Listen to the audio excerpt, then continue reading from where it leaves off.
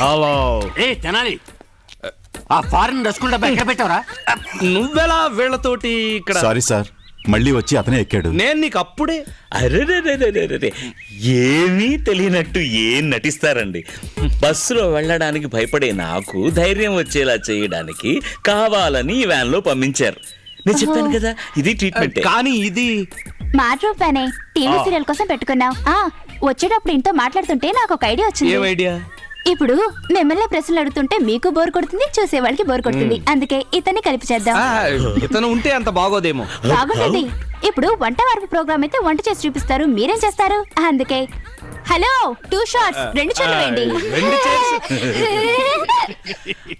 అందరూ TV interview కోసం మంచి డ్రెస్ వేసుకున్నారు. నాకు డాక్టర్ డ్రెస్ బాగానే ఉంది, కానీ డ్రెస్ కూడా లూజ్ అంటారేమోనని భయం.